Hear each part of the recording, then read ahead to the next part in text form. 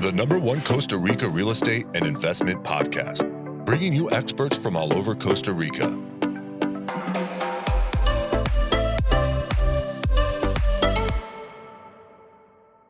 Good afternoon, guys, and welcome to a rainy afternoon here in Costa Rica. The green season is in full force, which is absolutely fantastic. The country looks beautiful at the moment. For episode 199, after this one, the 200, the big one, guys. So it's I'm looking forward to that one. Today, we're going to be talking with Andrea Bissinger, who's worked in real estate law and also as a realtor for 2 Costa Rica real estate. She lives in Santa Teresa area of Costa Rica. So today, we're going to get a bit of a market update of what's happening in what I like to call a very fashionable area of Costa Rica, understand the mistakes that people make when investing in Costa Rica, and hear her thoughts on the opportunities in the current market.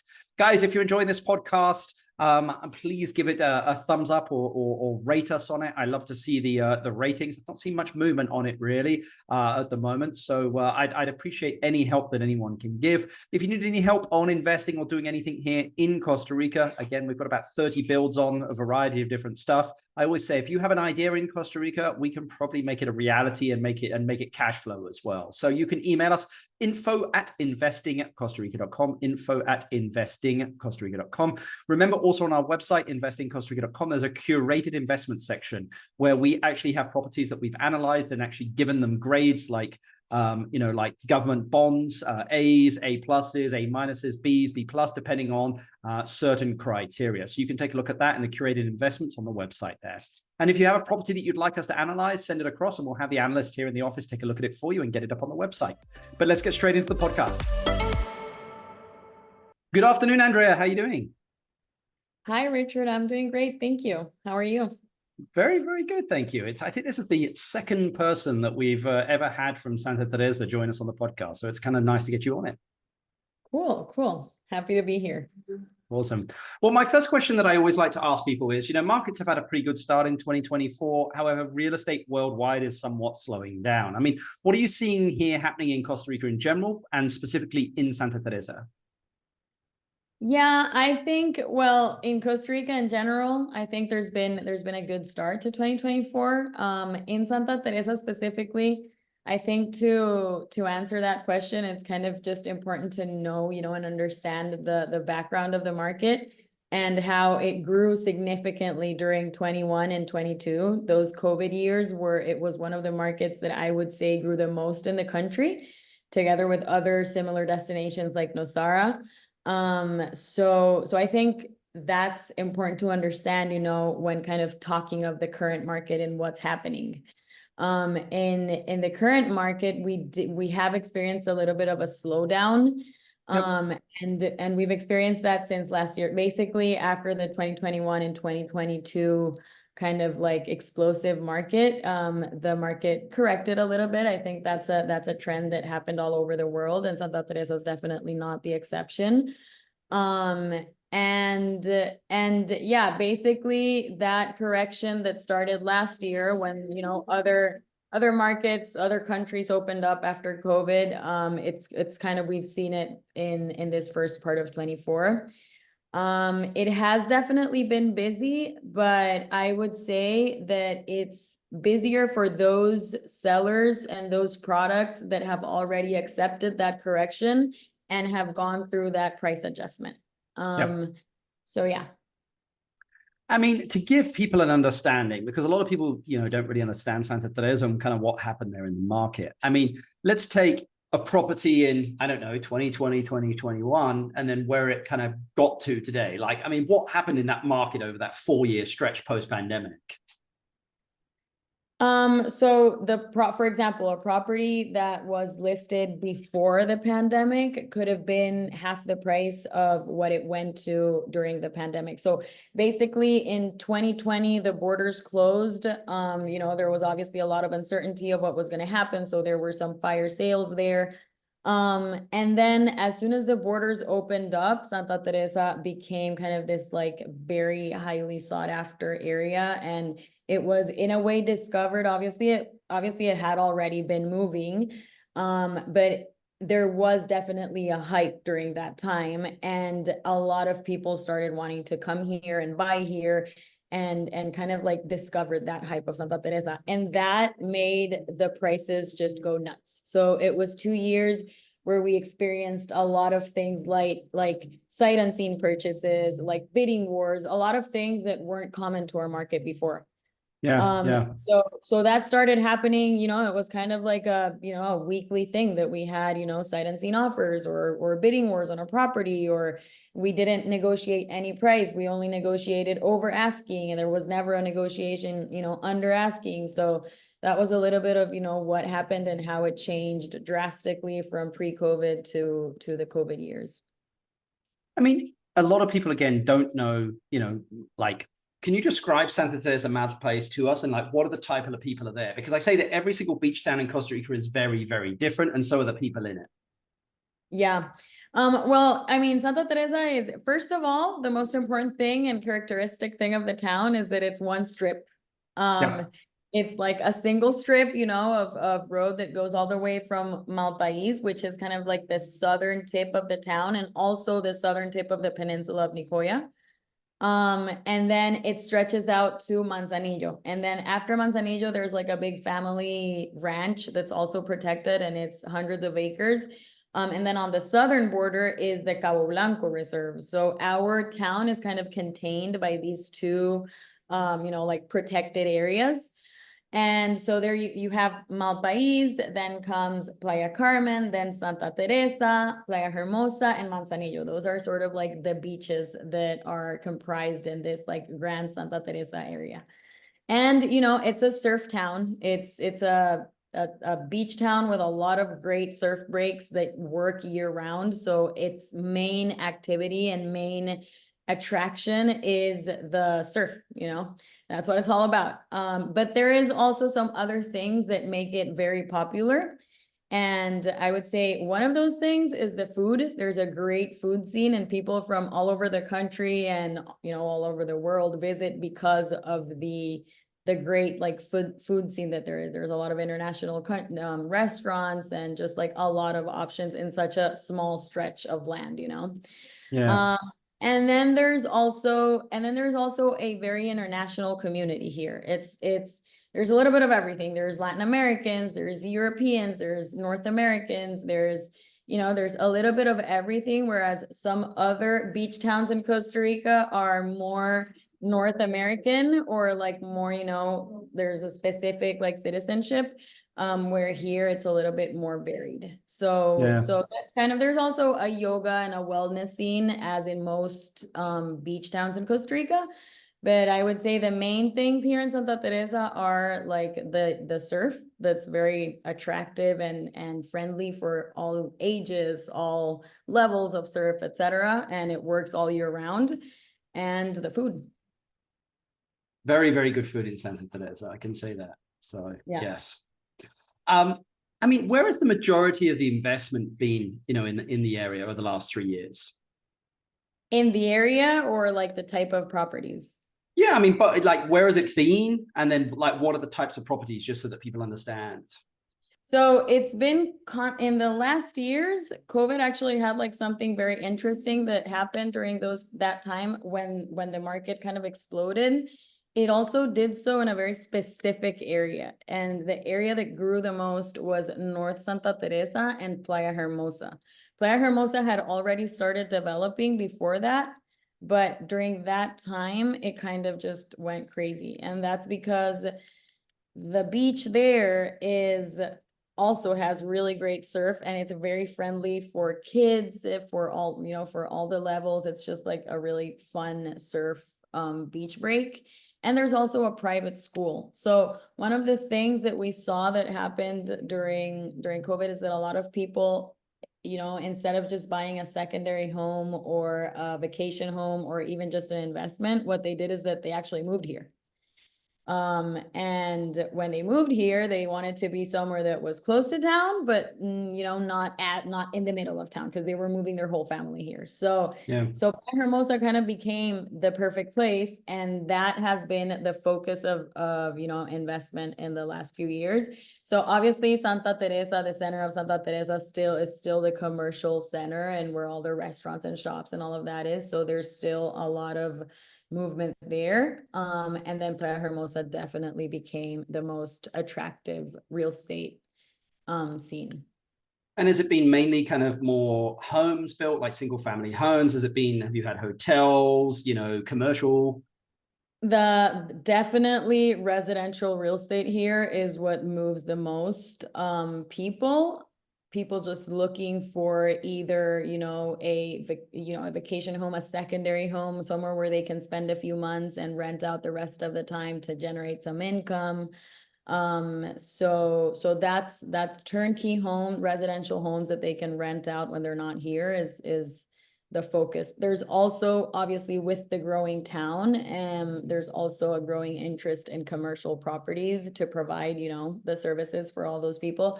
But definitely hotels and such haven't been that attractive here. It's been mostly residential homes.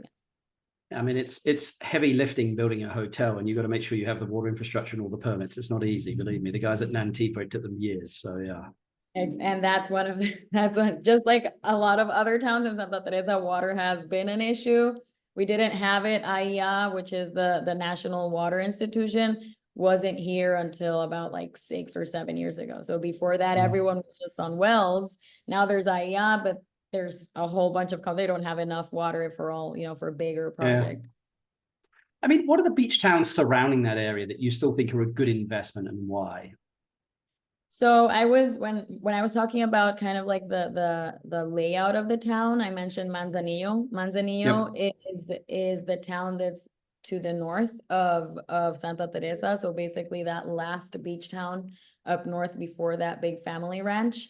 It's basically it's Manzanillo, that big family ranch, if you're looking at the coast, and then Coyote. That's the next beach. So Manzanillo, I think is really attractive because it doesn't have surf. So it hasn't become as popular, and it wasn't as popular during the whole, pandemic market. So the prices are still pretty attractive, and the development, we have clearly seen that it's going north here in Santa Teresa.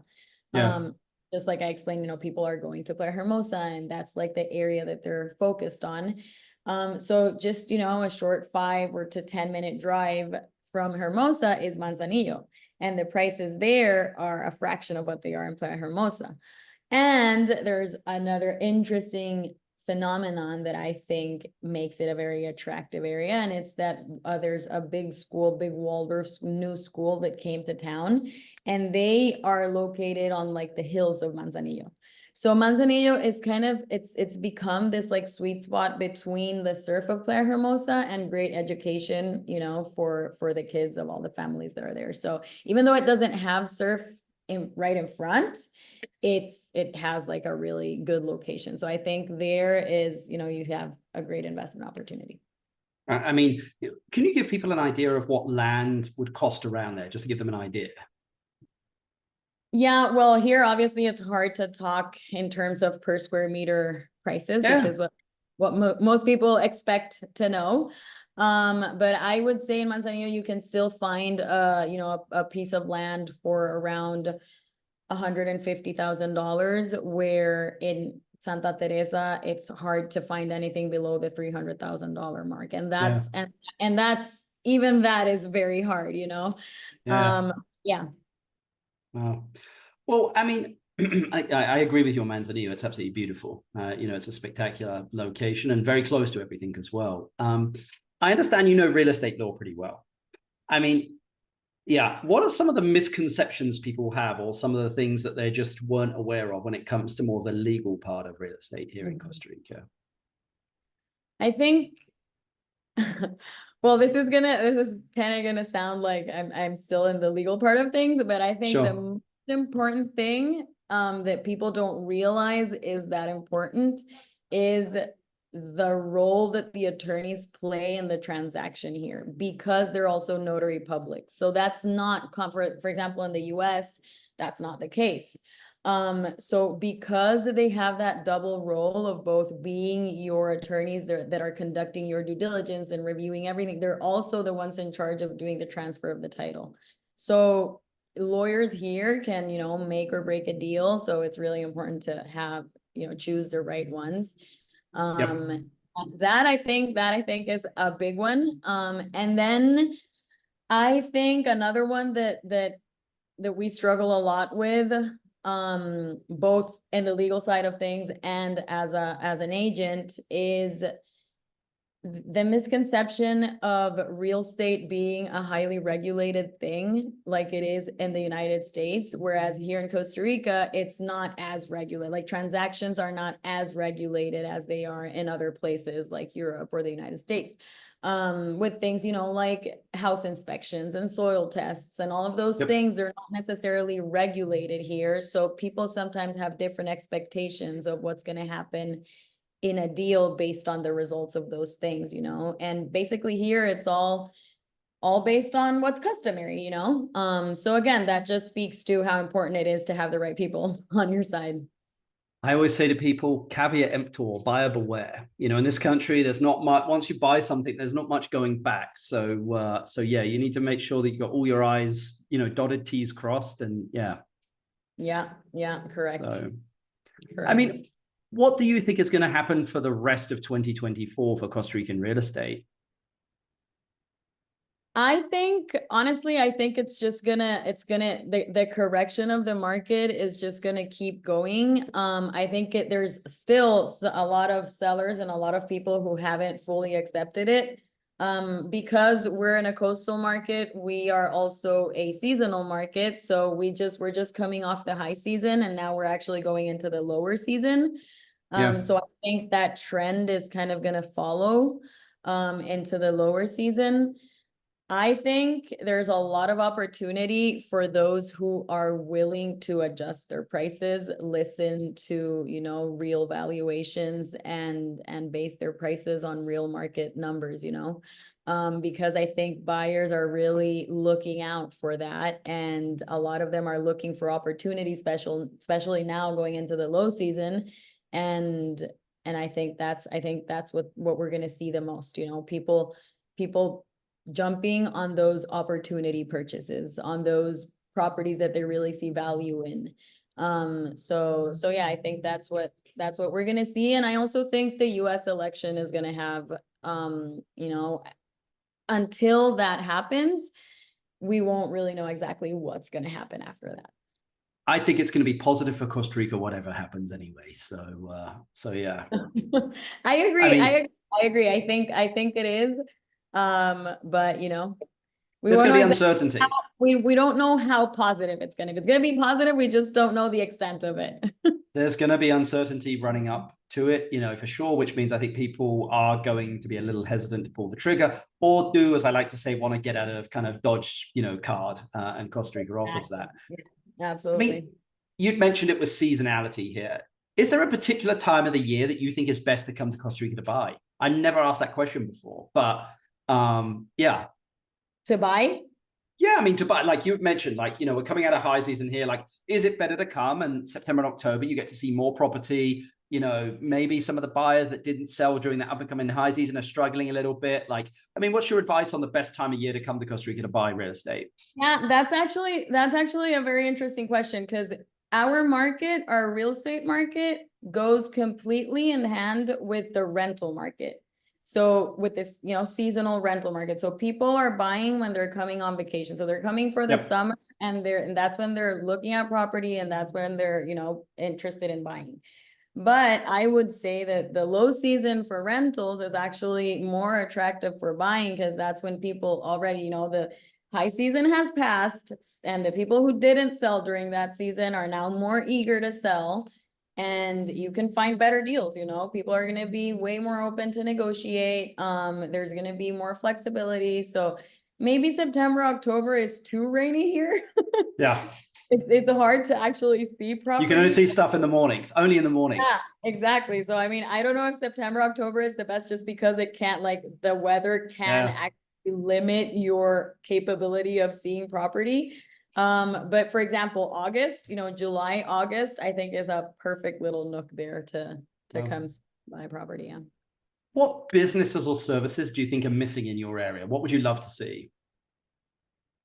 I think what's missing is recreation. because we have the surf, like obviously there's the surf and it's great and people love it and it's what a lot of people are looking for. But there's a growing like family community in Santa Teresa, and all those kids need things to do because the parents need them to do something. Yeah. So I think just like recreational facilities where, it's interesting because someone actually asked this question like 3 days ago in the Facebook, like Santa Teresa chat. And I was looking through the comments and most of the people were like, please, somewhere where I can take my kids and I can drink a coffee while they're playing. Like I have 20 comments, the same thing. Yep. So I think that's definitely what's missing here. Something other than the surf. I agree. I mean, I think always in kind of developing beach towns, as it gets to a certain level, people look for that. And I think you've started to see a lot more of that, like, in Guanacaste. There are like climbing walls with a coffee and a bar next to it and that kind of stuff. So you're starting to see it. It's just that, I think certain beach towns have developed a little bit more than other ones because they've had more time, to develop. Absolutely. So, well, my last question for you, Andrea. If you inherited $500,000 and you had to invest it in business or real estate in Costa Rica, what would you invest it in and why? In Costa Rica. Yeah. I would definitely invest in real estate. I mean, that's the business I'm in, and honestly, it's the business I believe in. Yep. Santa Teresa, unfortunately, I think I would be a little bit priced out. Even probably, yeah. I mean, I'd love to invest it here, but yeah, I mean, the prices just, unfortunately for me, it wouldn't make sense.